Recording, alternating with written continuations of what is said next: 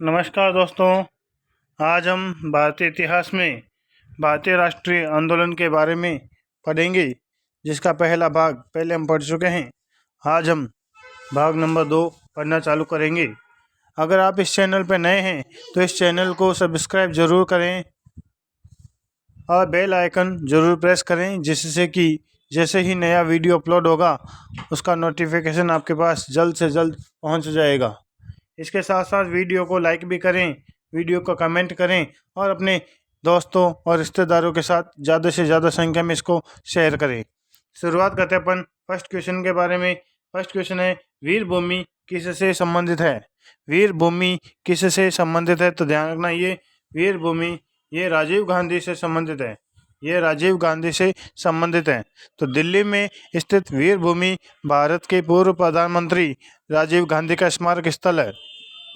यहाँ पर एक बड़ा कमल पुष्प है, जिसको घेरे हुए 46 छोटे कमल उनके जीवन के वर्ष दर्शाते हैं। इसको घेरे हुए सभी राज्यों से आई शिलाएं रखी हुई हैं। Next question, Ishwarchand Vidyasagar. ईश्वरचंद विद्यासागर किस सामाजिक आंदोलन के प्रणेता थे? ईश्वरचंद विद्यासागर किस सामाजिक आंदोलन के प्रणेता थे? तो ये ध्यान रखना, विधवा पुनर्विवाह आंदोलन से संबंधित थे। कलकत्ता के संस्कृत कॉलेज के आचार्य ईश्वरचंद विद्यासागर ने विधवा पुनर्विवाह के लिए अथक संघर्ष किया था। इन्होंने यह प्रमाणित करने का प्रयास किया कि वेदों में विधवा विवाह को मान्यता दी गई है। इनके प्रयासों के फलस्वरूप 26 जुलाई 1856 ईस्वी में हिंदू विधवा पुनर्विवाह अधिनियम पारित हुआ था। नेक्स्ट क्वेश्चन,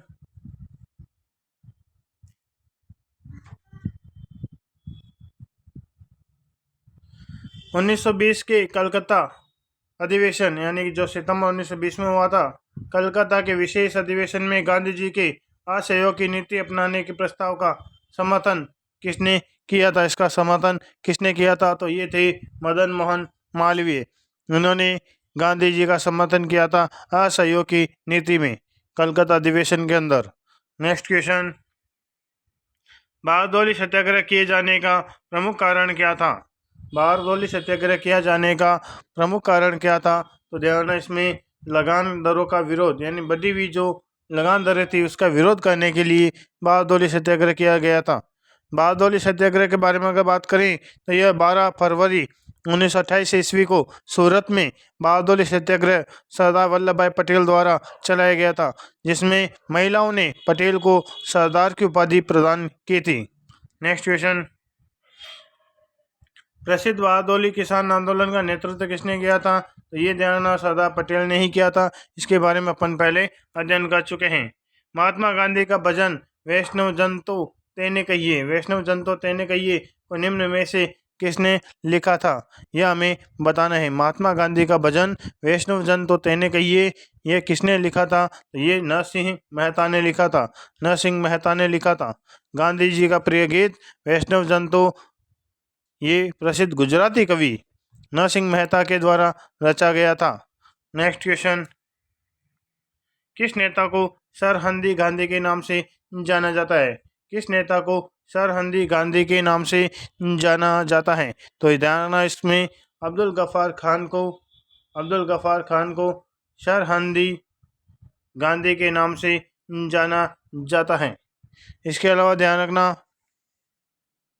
अब्दुल गफ्फार खान को बादशाह खान भी कहते हैं और सीमांत गांधी के नाम से भी जाना जाता है।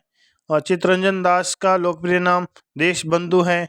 CF एंड्रूज, इसको दीन बंधु के नाम से जाना जाता है। लाला लाजपत राय को पंजाब का शेर या पंजाब केसरी कहा जाता है। सुभाष चंद्र बोस को नेताजी के नाम से जाना जाता है। दादा भाई नौरोजी को grand old man of India के नाम से जाना जाता है। गोविंद रानाडे को आधुनिक ऋषि के रूप में जाना जाता है। लाल बहादुर शास्त्री को शांति पुरुष कहा जाता है। सरदार वल्लभ भाई पटेल को लौह पुरुष कहा जाता है। और सरोजनी नायडू, जिसको भारत कोकिला कहते हैं, और इनको नाइटिंगेल ऑफ इंडिया के नाम से भी जाना जाता है। सिस्टर निवेदिता को जो कि विवेकानंद की शिष्या थी, इसको शेरनी लोकमाता अग्निशिखा के नाम से भी जाना जाता है। तो ये कुछ महत्वपूर्ण लोकप्रिय नेता थे जिनके लोकप्रिय नाम बताए हैं। Next question, the Indian association का संस्थापक कौन था? द इंडियन एसोसिएशन का संस्थापक कौन था? तो ये थे सुरेंद्रनाथ बनर्जी। ये थे सुरेंद्रनाथ बनर्जी जो कि द इंडियन एसोसिएशन के संस्थापक थे। आगे बात करें भारत सभा। भारत सभा या इंडियन नेशनल एसोसिएशन इसकी 1876 में स्थापित भारत की प्रथम राष्ट्रवादी संस्था थी। इसकी स्थापना सुरेंद्रनाथ बनर्जी और आनंद मोहन बोस ने की थी।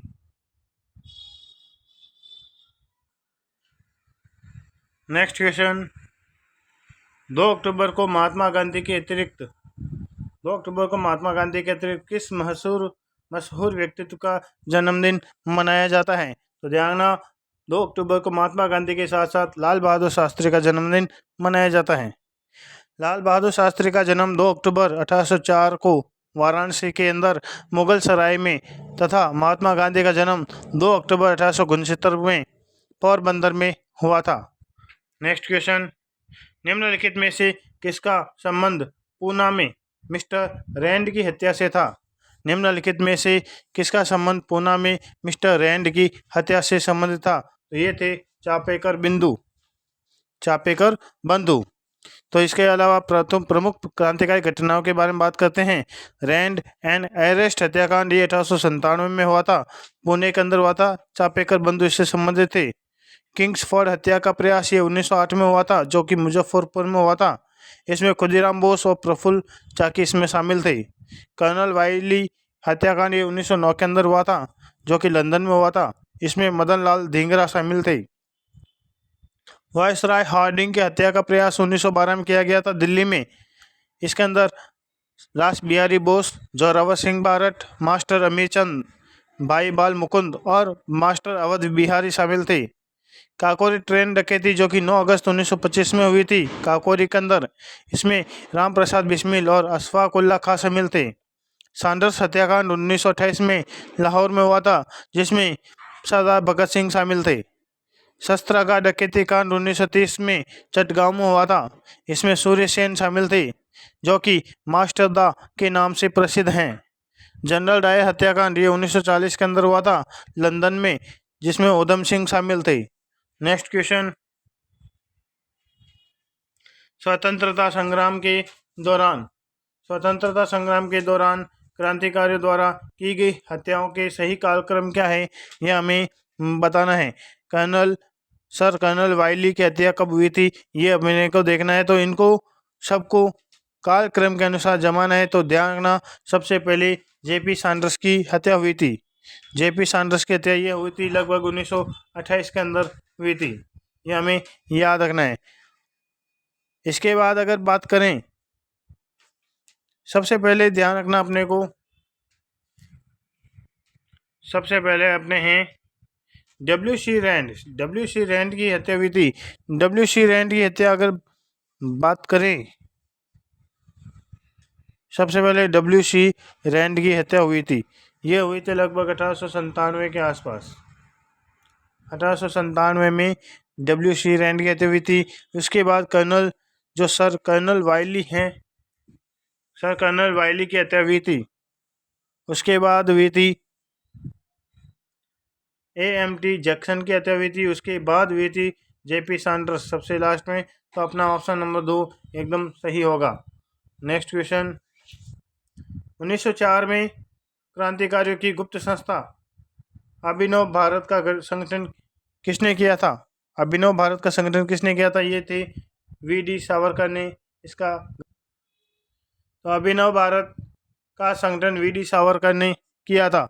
1904 में क्रांतिकारियों की गुप्त संस्था अभिनव भारत की स्थापना पूना में V.D. सावरकर ने की थी। नेक्स्ट क्वेश्चन, 1937 के चुनावों में कांग्रेस द्वारा बहुमत प्राप्त प्रांतों की संख्या कितनी है?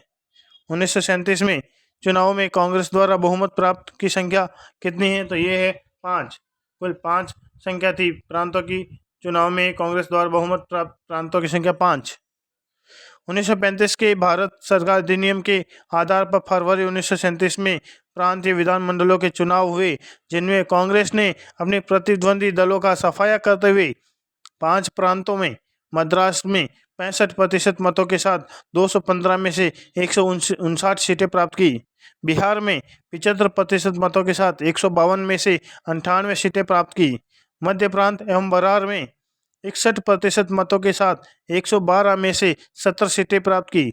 संयुक्त प्रांत में 65% मतों के साथ 228 में से 134 सीटें प्राप्त की तथा उड़ीसा में 60% मतों के साथ 60 में से 36 सीटों पे बहुमत हासिल किया था।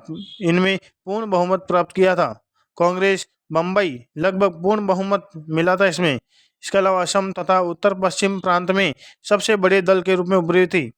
केवल बंगाल, पंजाब और सिंध में ही कांग्रेस सबसे बड़ा दल बनने से वंचित रही थी।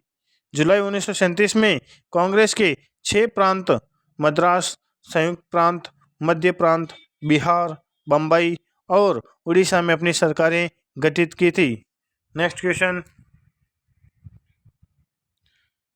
भारतीय मुसलमानों के पृथक राज्य के लिए पाकिस्तान शब्द का प्रयोग सबसे पहले निम्न में से किसने किया था?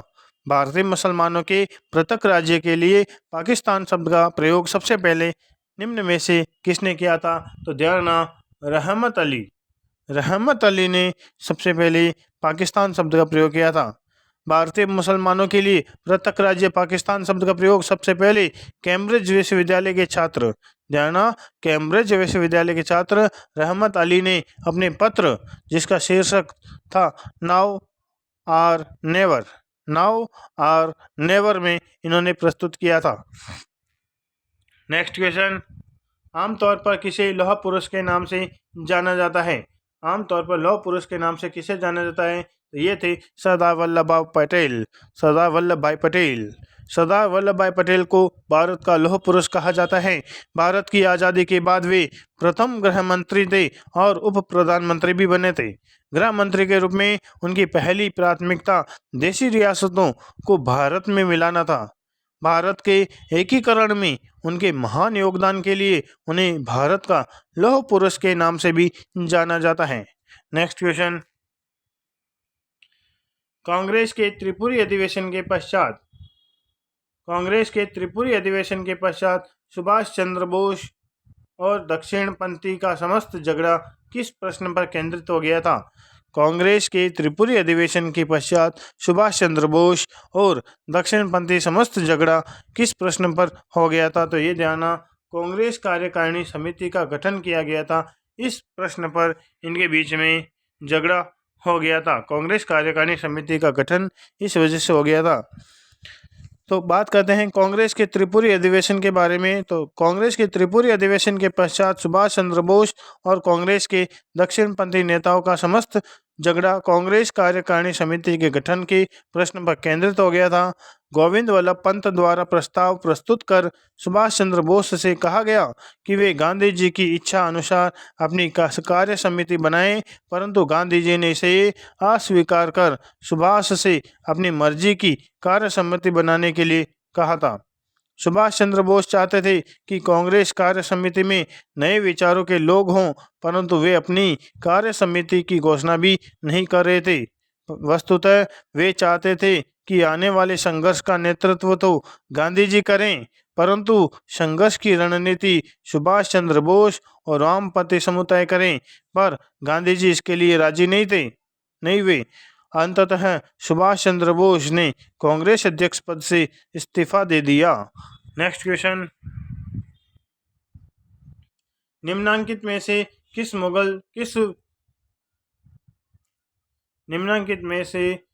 किस वायसराय के कार्यकाल में INA मुकदमा चलाया गया था? निम्नलिखित में से किस वायसराय के कार्यकाल में INA मुकदमा चलाया गया था? तो ये थे वेवेल। INA इसका मतलब है आज़ाद हिंद सेना। अभियोग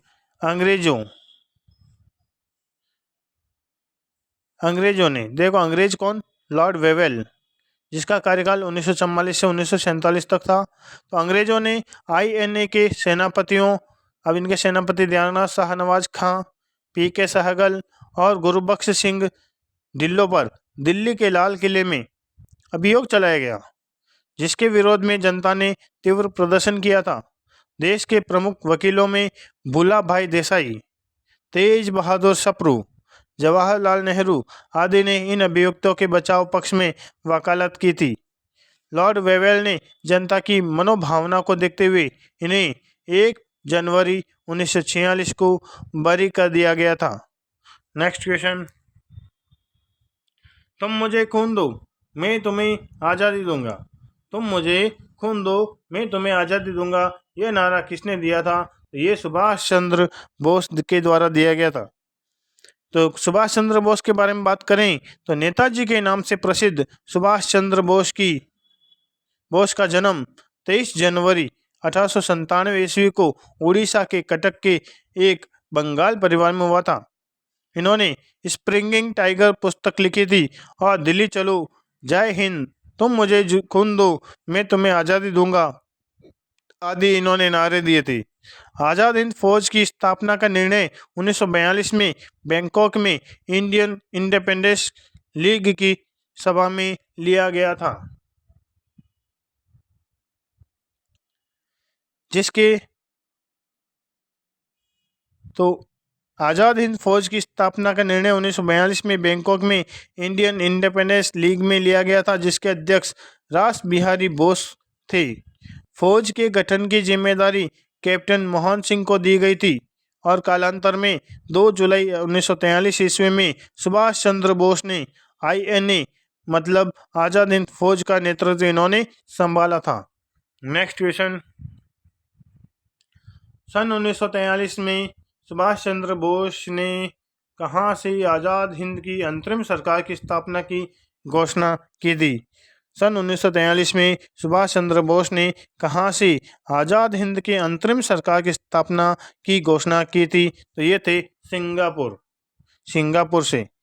21 अक्टूबर 1943 ईस्वी को सिंगापुर स्थित कैथी हॉल में बोस ने स्वतंत्र भारत की अस्थायी सरकार की स्थापना की थी तथा इसका मुख्यालय रंगून में बनाया। इसका मुख्यालय कहाँ बनाया? रंगून में बनाया था। 6 नवंबर 1943 ईस्वी को सुभाष चंद्र बोस ने अंडमान द्वीप का नाम शहीद रखा और निकोबार का नाम स्वराज रखा था।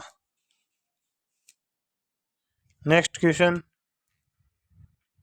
सुभाष चंद्र बोस को निम्न में से किस देश ने सहायता की थी? सुभाष चंद्र बोस को निम्न में से किस देश ने सहायता की थी? तो इनकी सहायता जर्मनी ने की थी। जर्मनी ही एक ऐसा देश था जिसने सुभाष चंद्र बोस की सहायता की थी, सैनिक सहायता की थी। नेक्स्ट क्वेश्चन है, मैं ईश्वर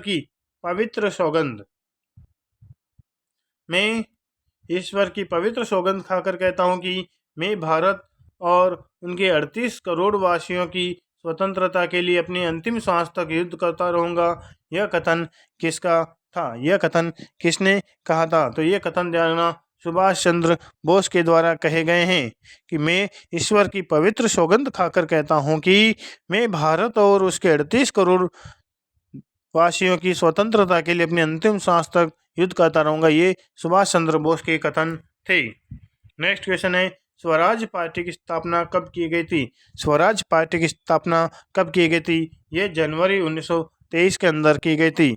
स्वराज पार्टी की अगर बात करें तो इसकी स्थापना CR दास और मोतीलाल नेहरू के द्वारा जनवरी 1923 ईस्वी में की गई थी।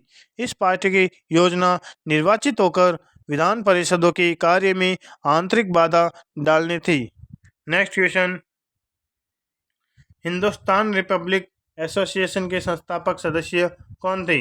हिंदुस्तान रिपब्लिक एसोसिएशन के संस्थापक कौन थे, यह हमें बताना है। तो इसमें ध्यान रखना, एक सुभाष चंद्र बोस मतलब चंद्रशेखर आजाद थे, सचिंद्र नाथ सान्याल भी इसके अंदर थे, अरविंदो घोष इसमें नहीं थे, राम प्रसाद बिस्मिल इसके अंदर थे, मतलब फर्स्ट सेकंड और फोर्थ यानी चौथा ऑप्शन अपना सही है।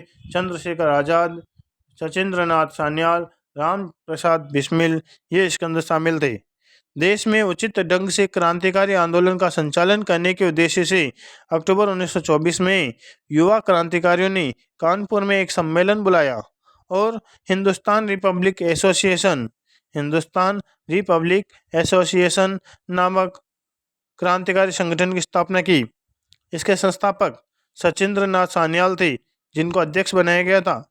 और इसमें राम प्रसाद बिस्मिल शामिल थे, जोगेश चंद्र चटर्जी और चंद्रशेखर आजाद भी इसके अंदर शामिल थे। नेक्स्ट क्वेश्चन, किस वर्ष में सिविल सेवा परीक्षा की अधिकतम आयु 19 वर्ष की गई थी? यह हमें बताना है। किस वर्ष सिविल सेवा परीक्षा की अधिकतम आयु 19 वर्ष की गई थी? तो ये ध्यान रखना अपने को 1948 के अंदर की गई थी। कब की? 1878 के अंदर इसकी आयु 19 वर्ष कर दी गई थी। नेक्स्ट क्वेश्चन, बाल गंगाधर तिलक की किसके विरुद्ध लंदन में एक कानूनी दावा दायर किया गया था? बाल गंगाधर की किसके विरुद्ध लंदन में एक कानूनी दावा दायर किया गया था? तो ये था वी शिरोल के खिलाफ एक कानूनी दायर किया गया था। बाल गंगाधर तिलक की अगर बात करें तो तिलक ऐसे प्रथम राष्ट्रवादी नेता थे जिन्होंने जन सामान्य से निकट का संबंध स्थापित किया और ऐसे प्रथम नेता थे जो राष्ट्रीय स्तर के नेता होने के बावजूद भी कांग्रेस के अध्यक्ष नहीं बन सके। सबसे पहले स्वराज की स्पष्ट मांग तिलक ने ही की थी। इन्होंने कहा कि स्वराज हमारा जन्मसिद्ध अधिकार है और मैं इसे लेकर रहूंगा। बाल गंगाधर तिलक केसरी नामक अखबार में क्रांतिकारी गतिविधियों के बारे में लेख लिखते थे। 1908 में बाल गंगाधर तिलक को केसरी में प्रकाशित लेखों के आधार पर राजद्रोह का मुकदमा चलाकर 6 वर्ष के कारावास की सजा देकर मांडले जेल, जो कि बर्मा के अंदर है, मांडले जेल कहाँ है? बर्मा के अंदर है, वहां भेज दिया गया था। तिलक को हुई इस सजा के विरोध स्वरूप बम्बई के कपड़ा मिल मजदूरों ने देश में पहली राजनीतिक हड़ताल की थी। मांडले जेल में ही उन्होंने गीता रहस्य नामक पुस्तक लिखी थी। इंडियन अनरेस्ट के लेखक सर वेलेंटाइन शिरोल ने अपनी पुस्तक में लोकमान्य बाल गंगाधर तिलक को भारतीय असंतोष की अभिव्यक्ति का जनक कहा। भारतीय असंतोष की अभिव्यक्ति का जनक किसने कहा था? वेलेंटाइन शिरोल ने कहा था। इनकी किताब का नाम क्या है? Indian unrest.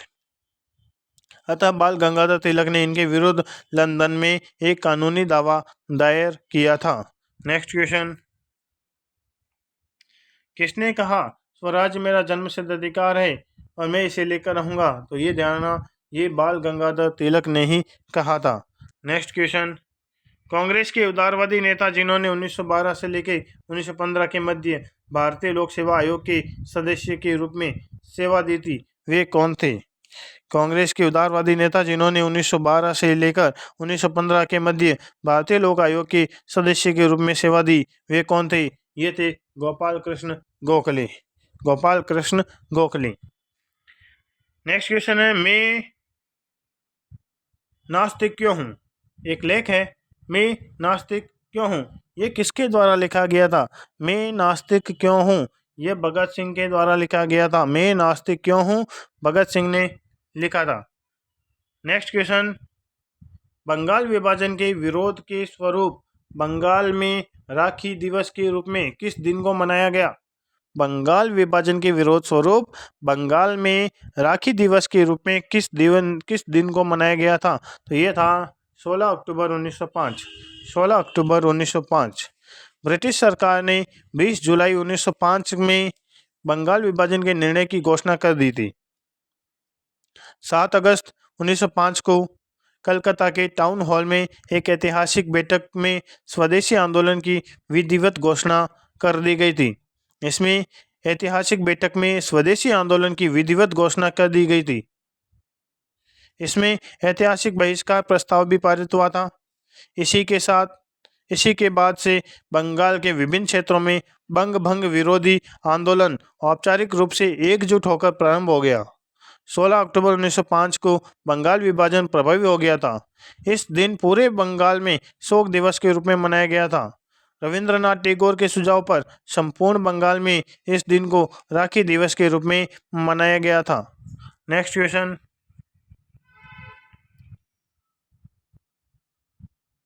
कौन सा सुमेलित नहीं है, यह हमें बताना है। कौन सा सुमेलित नहीं है, ये हमें बताना है। लेखक के सामने पुस्तक लिखी गई है। तो देखो, सुभाष चंद्र बोस की किताब का नाम द इंडस्ट्रियल स्ट्रगल है, यह एकदम सही है। सुभाष चंद्र बोस की किताब का नाम है द इंडियन स्ट्रगल, एकदम सही है। बाल गंगाधर तिलक ने लिखी थी the Arctic home of Vedas, ये भी एकदम सही है। और एक जवाहरलाल नेहरू की पुस्तक का नाम है डिस्कवरी ऑफ इंडिया, ये भी एकदम सही है। डॉक्टर राजेंद्र प्रसाद की पुस्तक का नाम इंडियन विंस फ्रीडम, ये इनकी किताब का, ये इनकी पुस्तक नहीं है। ध्यान रखना, इंडिया विंस फ्रीडम के रचयिता मौलाना अब्दुल कलाम थे। मौलाना अबुल कलाम आज़ाद इसके लेखक थे। नेक्स्ट क्वेश्चन, जय जवान जय किसान का नारा किसने दिया था? जय जवान जय किसान का नारा किसने दिया था? जय जवान जय किसान नारा ये दिया था लाल बहादुर शास्त्री के द्वारा दिया गया था। यह नारा सबसे पहले 1965 के भारत पाक युद्ध के दौरान भारत के तत्कालीन प्रधानमंत्री श्री लाल बहादुर शास्त्री ने दिया था। इसे भारत का राष्ट्रीय नारा भी कहते हैं, जो जवान और किसान के श्रम को दर्शाता है। नेक्स्ट क्वेश्चन, क्रांतिकारी जो हार्डिंग बम कांड में शामिल नहीं था। ऐसा क्रांतिकारी कौन है जो बम हार्डिंग में शामिल नहीं था? 4 ऑप्शन में से अपने को बताना है। तो ध्यान है, इसमें मास्टर अमीरचंद थे, भाई मुकुल चंद थे, अवध बिहारी थे, भगवती चरण बोहरा इसके अंदर शामिल नहीं थे। हार्डिंग बम कांड मामले में क्रांतिकारी मास्टर अमीरचंद, भाई बाल मुकुंद और मास्टर अवध बिहारी को 8 मई 1915 में दिल्ली के फांसीगर शहीद स्मारक स्थल में इनको फांसी दी गई थी। नेक्स्ट क्वेश्चन, इंकलाब जिंदाबाद का नारा सबसे पहले किसने दिया था? इंकलाब जिंदाबाद का नारा सबसे पहले किसने दिया था? ये भगत सिंह के द्वारा दिया गया था। इंकलाब जिंदाबाद हिंदुस्तानी भाषा का नारा है जिसका अर्थ है क्रांति की जय हो। इंकलाब जिंदाबाद ये हिंदुस्तानी भाषा का नारा है जिसका अर्थ है क्रांति की जय हो। इस नारे को भगत सिंह और उनके क्रांतिकारी साथियों ने दिल्ली की असेंबली में 8 अप्रैल 1929 को एक आवाज़ी बम फोड़ते वक्त बुलंद किया था। यह नारा मशहूर शायर हसरत मोहानी ने एक जलसे में आज़ादी ए कामिल की बात करते हुए दिया था। नेक्स्ट क्वेश्चन, चंद्रशेखर आज़ाद की कहाँ गोली मारकर हत्या कर दी गई थी? चंद्रशेखर आज़ाद की कहाँ गोली मारकर हत्या कर दी गई थी? तो ये स्थान था इलाहाबाद। 27 फरवरी 1927 को एसपी नाट बबर के नेतृत्व में इलाहाबाद के अल्फ्रेड पार्क में हुई गोलीबारी के दौरान चंद्रशेखर आज़ाद शहीद हो गए थे। नेक्स्ट क्वेश्चन, मुस्लिम लीग की स्थापना किस वर्ष हुई थी? मुस्लिम लीग की स्थापना 1906 के अंदर हुई थी। मुस्लिम लीग की स्थापना कब हुई थी? 1906 के अंदर हुई थी। अक्टूबर 1906 में आगा खां के नेतृत्व में मुस्लिमों के शिमला प्रतिनिधिमंडल ने एक ऐसी केंद्रीय मुस्लिम सभा बनाने का विचार किया जिसका उद्देश्य मुसलमानों के हितों का संरक्षण हो। इसी विचारण के अनुरूप ढाका में संपन्न अखिल भारतीय मुस्लिम शैक्षिक सम्मेलन के दौरान दिसंबर 1906 में इस सम्मेलन के स्वागत समिति के अध्यक्ष तथा राजनीतिक बैठकों के संयोजक ढाका के नवाब सलीमुल्लाह खान ने अखिल भारतीय मुस्लिम लीग के गठन का प्रस्ताव किया। 56 सदस्यीय अस्थायी समिति का चयन किया गया और मोहसिन उल मुल्क और वकार उल मुल्क को संयुक्त रूप से संगठन का सचिव नियुक्त किया गया। लखनऊ में मुस्लिम लीग का मुख्यालय बनाया गया और आगा खां इसके प्रथम अध्यक्ष बनाए गए थे। नेक्स्ट क्वेश्चन, कांग्रेस ने प्रथम बार मुस्लिम समुदाय के लिए पृथक निर्वाचन प्रणाली स्वीकार की, यह वर्ष कौन सा था? कांग्रेस ने प्रथम बार मुस्लिम समुदाय के लिए पृथक निर्वाचन प्रणाली स्वीकार की थी, वह वर्ष कौन सा था? ये था 1916। लखनऊ समझौता 1916 के अंदर हुआ था। इसके तहत कांग्रेस ने मुसलमानों के लिए प्रथम बार पृथक निर्वाचक मंडल की मांग को स्वीकार कर लिया, जो मुस्लिम लीग के लिए एक सकारात्मक उपलब्धि थी, क्योंकि कांग्रेस अब तक इसका विरोध करती आ रही थी। डॉक्टर रमेश चंद्र मजूमदार ने लखनऊ समझौते की कटु आलोचना करते हुए लिखा है कि परवर्ती घटनाओं की पृष्ठभूमि में निसंदेह रूप में यह कहा जा सकता है कि 1916 में कांग्रेस द्वारा लखनऊ समझौता करने के निर्णय ने वस्तुतः वह नींव डाली जिसके ऊपर 30 वर्षों बाद पाकिस्तान का निर्माण किया गया। लखनऊ समझौते ने भावी राजनीति में सांप्रदायिकता के उदय का भी मार्ग प्रशस्त किया था। नेक्स्ट क्वेश्चन, मुस्लिम लीग ने मुक्ति दिवस कब मनाया था? मुस्लिम लीग ने मुक्ति दिवस कब मनाया था? ये मनाया था 1939 के अंदर। 1939 के अंदर कांग्रेस शासित प्रदेशों में मंत्रियों के त्यागपत्र के बाद मुस्लिम लीग ने भीमराव अंबेडकर के साथ 22 दिसंबर 1939 को मुक्ति दिवस मनाया था। नेक्स्ट क्वेश्चन, 16 अगस्त 1946 को मुस्लिम लीग ने किस रूप में मनाया था? 16 अगस्त 1946 को मुस्लिम लीग ने किस रूप में मनाया था? तो ये ध्यान रखना, ये किस रूप में मनाया था? इन्होंने प्रत्यक्ष कार्रवाई दिवस के रूप में मनाया था 16 अगस्त 1946 को। मुस्लिम लीग ने पाकिस्तान की मांग को पूरा करने के लिए प्रत्यक्ष कार्रवाई प्रारंभ कर दिया था। 16 अगस्त 1946 को लीग ने सीधी कार्रवाई दिवस के रूप में मनाने का निर्णय लिया। परिणाम स्वरूप सांप्रदायिक दंगे भी हुए। नोआखली दंगे का प्रमुख केंद्र था। नोआखली दंगे का प्रमुख केंद्र था। नेक्स्ट क्वेश्चन, मुस्लिम लीग ने पाकिस्तान के निर्माण के लिए किस दिन को प्रत्यक्ष कार्रवाई दिवस के रूप में मनाने की घोषणा की थी? तो ये दिन था 16 अगस्त 1946। नेक्स्ट क्वेश्चन, बांटो और छोड़ो या भागो ये नारा किसका था? बांटो छोड़ो या भागो ये नारा मुस्लिम लीग का था। बांटो और छोड़ो ये नारा मुस्लिम लीग का था। मुस्लिम लीग के कराची अधिवेशन 1943 में मोहम्मद अली जिन्ना ने बांटो और छोड़ो का नारा दिया था। नेक्स्ट क्वेश्चन, भारत के विभाजन से संबंधित माउंटबेटन योजना घोषित की गई थी। माउंटबेटन योजना कब घोषित की गई थी? ये घोषित की गई थी 3 जून 1947 को। 3 जून 1947 को स्वतंत्र भारत के प्रथम गवर्नर जनरल माउंटबेटन ने 3 जून 1947 को भारत विभाजन की घोषणा की थी, जो माउंटबेटन घोषणा के नाम से जानी जाती है। नेक्स्ट क्वेश्चन, निम्नलिखित व्यक्तियों के विषय में विचार कीजिए। उपरोक्त में से होम रूल आंदोलन में किसने भाग लिया था? यह हमें बताना है। होम रूल आंदोलन में किसने भाग लिया था?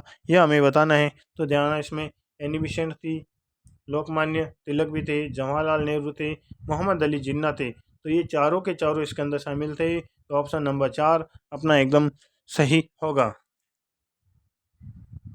इस प्रकार अपना ये वीडियो समाप्त होता है।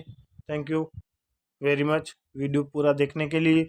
अगर आप इस चैनल पे नए हैं तो इस चैनल को जल्द से जल्द इसको सब्सक्राइब करें, बेल आइकन ज़रूर प्रेस करें और वीडियो को लाइक करें, कमेंट करें और अपने ज़रूरतमंद दोस्तों के साथ इसको ज़्यादा से ज़्यादा शेयर करें। Thank you very much. जय हिंद, जय भारत।